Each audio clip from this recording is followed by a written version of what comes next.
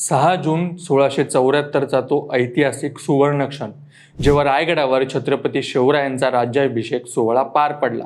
350 वर्षापूर्वी आपलं स्वतःचं हक्काचं स्वराज्य उभं राहताना अथांग जनसागर आनंदाने न्हाऊन निघाला होता।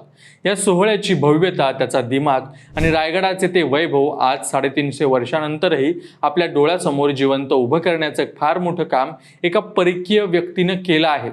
शिवराज्याभिषेक सोहळ्याचे चित्र असलेल्या कित्येक फ्रेम आज महाराष्ट्रात घरोघरी पाहायला मिळतात। त्या चित्रात छत्रपती शिवाजी महाराजांना वाकून मुजरा करणारा एक इंग्रज अधिकारी आपल्याला दिसतो। तो दुसरा तिसरा कोणी नसून हेनरी ऑक्झेंडन हाच तो परकीय अधिकारी होता। एका बाजूला मोगल आदिलशहा शिवरायांना संपवण्याची स्वप्न पाहत होता, तर दुसऱ्या बाजूला हा इंग्रज अधिकारी स्वतः रायगडावर येऊन या सोहळ्याचा अधिकृत साक्षीदार बनला होता।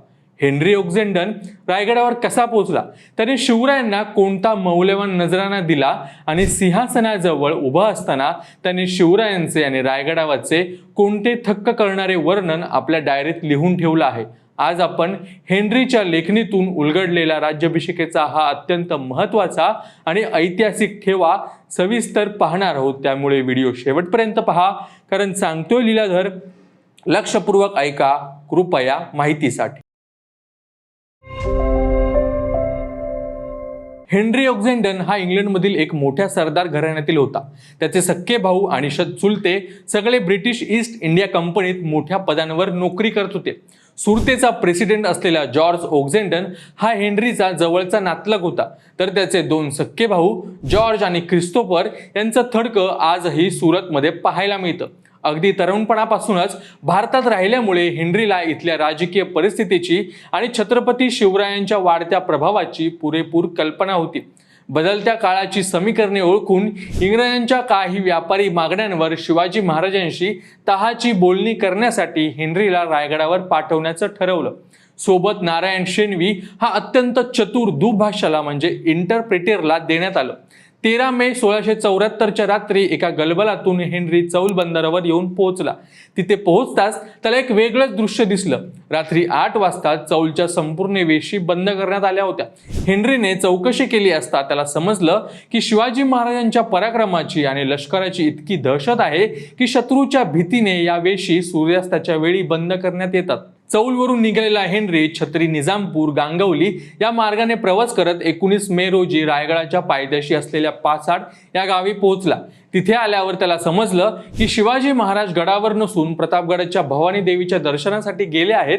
त्यामुळे त्याला 2 दिवस पाचाडमध्येच मुक्काम करावा लागला। अखेर 22 मे रोजी हेनरीला गडावर येण्याचं बोलावणं आलं। तो रायगड चढू लागला तेव्हा त्याची नजर गडाच्या रचनेवर फिरत होती। रायगडाच्या प्रथम दर्शनाविषयी हेनरी आपल्या डायरीत लिहितो की फितुरीखेरीज हा गड अभेद्य आहे। कोणाच्याही ताकदीने हा गड जिंकणे केवळ अशक्य आहे।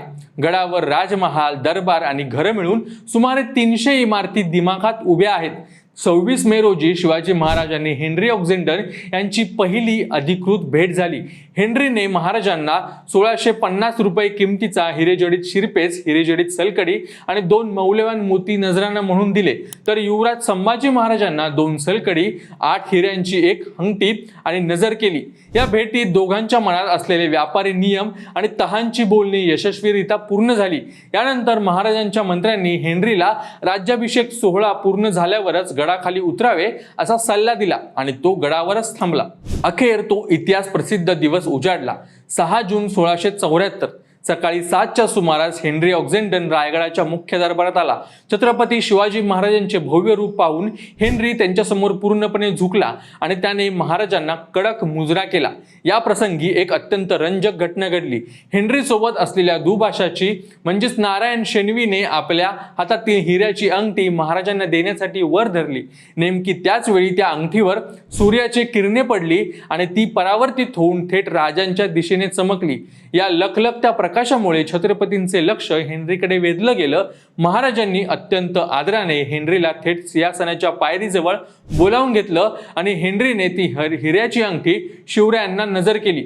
जरी हेनरी सिंहासनाजवळ अगदी थोडा वेळ उभा होता, तरी त्या अल्प वेळात त्याने जे काही पाहिलं त्याचं अद्भुत वर्णन त्याने लिहून ठेवलंय।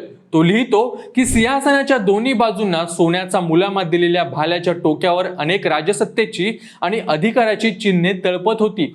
उजव्या हाताला मोठ्या दातांच्या माशांची 2 मोठी सोन्याची शिरे होती, तर डाव्या बाजूला अनेक अश्वपुच्छ म्हणजे चामर आणि एका मौल्यवान भाल्याच्या टोकावर समपातळीत लांबणारी सोन्याच्या तराजूची पारडी न्यायचिन्ह म्हणून चमकत होती. दरबारातून बाहेर पडल्यावर राजवाड्यांच्या प्रवेशद्वारावर 2 लहान हत्ती झुलत असल्याचं आणि 2 देखणे पांढरे शुभ्र अश्व म्हणजे घोडे शृंगारलेल्या स्थितीत उभं असल्याचं हेनरीनं पाहिलं. गडाचा मार्ग इतका बिकट आणि कठीण असताना हे प्रचंड प्राणी वर गडावर आणले तरी कसे याचा तर्क इंग्रज अधिकाऱ्यांना करता येईना. याच प्रसंगी हेनरीने आणखी एक अत्यंत महत्वाची ऐतिहासिक नोंद केली आहे. या सार्वभौम राज्याचे मुख्य निशाण म्हणून भगवा ध्वज वापरला जात होता, तर राष्ट्रीय उत्सवाच्या वेळी जरी किनार असलेला ध्वज वापरण्याचे ठरवण्यात आले होते. या संपूर्ण रोजनिशीतील म्हणजे डायरीमधील अमूल्य ठेवा म्हणजेच हेनरीने केलेले छत्रपती शिवरायांच्या वैयक्तिक रूपाचे वर्णन.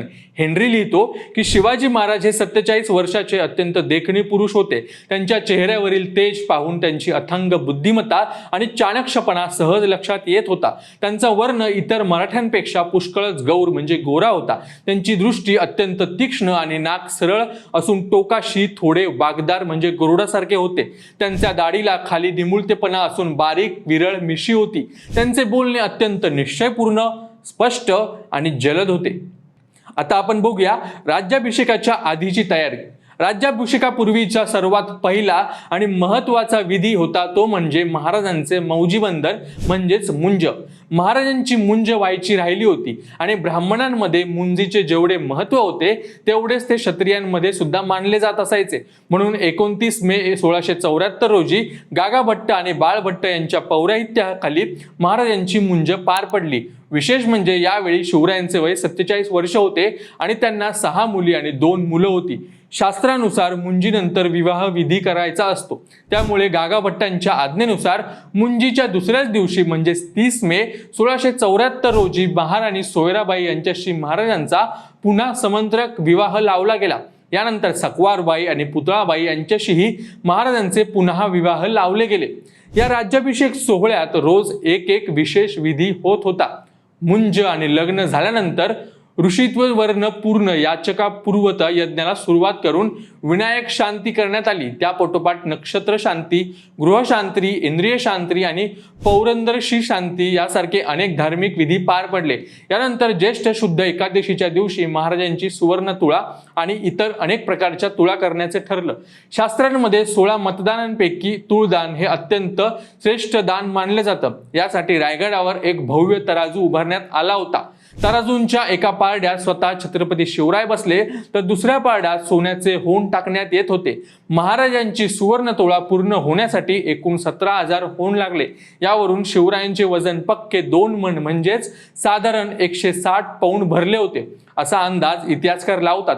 सोन्याशिवाय चांदी, तांबे, कापूर, साखर, लोणी, फळे आणि विविध मसाले अशा अनेक मौल्यवान पदार्थांनीही महाराजांची तुळा करून ते सर्व साहित्य प्रजेमध्ये दान करण्यात आले. शेवटी तो ऐतिहासिक दिवस उजाडला. 6 जून 1674 शनिवारची पहाट. राज्यारोहणाचा मुख्य मुहूर्त पहाटेचा ठरला होता. बाळभट्टांच्या पौरोहित्याखाली शिवरायांनी सर्वप्रथम कुलदेवतांची मनोभावे पूजा केली. कुलगुरू म्हणून बाळभट्टांची पाद्यपूजा केली. यानंतर शिवरायांनी मंगल वस्त्र आणि सुवर्णभूषणे परिधान केली. आपल्या ढाल, तलवार आणि धनुष्यबाणाचीही पूजा करून ती सर्व शस्त्र अंगावर धारण केली. सर्व शस्त्र अंगावर धारण केल्यानंतर महाराज, राणीसाहेब आणि राजपुत्रांनी कुलदेवतांना, राजमाता जिजाऊ आईसाहेबांना, बाळभट्टांना, गागाभट्टांना आणि उपस्थित ब्रह्मवृंद आणि वडीलधाऱ्या मंडळींना वंदन करून त्यांचे आशीर्वाद घेतले. त्यानंतर हातात कोंदट धनुष्य घेतलेले महाराज राज्यसभेकडे निघाले. पुढे सुवर्णदंड घेतलेले प्रतिहारी, बाजूला अष्टप्रधान मंडळ आणि चिटणीस यांच्यासह महाराजांनी अत्यंत डौलात आणि दिमाखात राज्यसभेत प्रवेश केला. गागाभट्ट आणि इतर पंडित मोठमोठ्या आवाजात वेदमंत्रांचा गजर करत होते. त्या प्रचंड आणि पवित्र वेदघोषाच्या वातावरणात महाराजांनी सिंहासनाला आपल्या पायांचा स्पर्श होऊ न देता अत्यंत आदराने थेट सिंहासनावर आसन ग्रहण केले. महाराज सिंहासनावर आरूढ होताच रायगडावरील तोफा आणि बंदुकांनी एकाच वेळी 10 दिशा दणाणून सोडल्या. सह्याद्रीच्या कड्याकड्यातून प्रौढ प्रताप पुरंदर क्षत्रिय कुलावतांस सिंहासनाधीश्वर महाराजिध्राज छत्रपती शिवाजी महाराज की जय हा एकच जय घोष गुंजू लागला.